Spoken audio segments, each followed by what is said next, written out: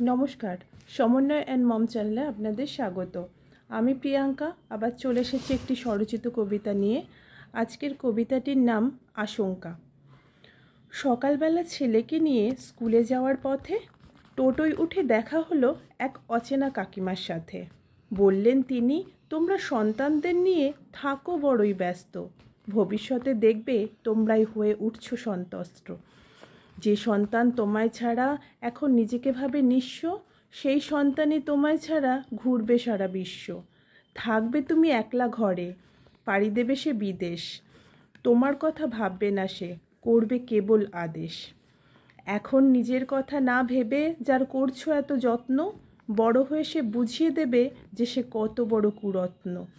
বৃদ্ধ মা বাবার সেবা করার থাকবে না কোনো ইচ্ছা, না খেতে পেয়ে মরবে দেখো, দাও যতই ভালো স্কুলে শিক্ষা। অনেকক্ষণ চুপচাপ আমি শুনলাম তার কথা। জীবন হয়তো দিয়েছে তাকে সন্তানকে নিয়ে অনেক ব্যথা। তারপর বললাম, শুনুন কাকিমা, সেসব কথা আমি ভাবি না, আমার দায়িত্ব আমি পালন করছি, সে বড় হয়ে কি করবে সে চিন্তা করি না। ভবিষ্যতে সে দেখবে আমায়, তবেই করব তাকে মানুষ। এমন কোনো চুক্তি দিয়ে ওড়ানো যায় না সম্পর্কের ফানুস। কর্ম না করেই করব কেবল মিষ্টি ফলের আশা, এমন লোভী নই যে আমি, নই এমন বড় বোকা।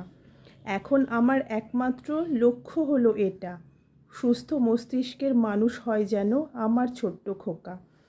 তারপর সে বিচার করবে কোনটা করণীয়, শৈশবের স্মৃতিগুলো যদি হয় তার স্মরণীয়।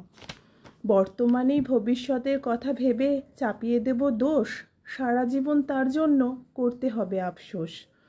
তাই সময়ের উপর একটুখানি ভরসা করে দেখি, বাকিটা তো ভাগ্যের ব্যাপার, এখন তো নিশ্চিন্তে থাকি। ধন্যবাদ, নমস্কার।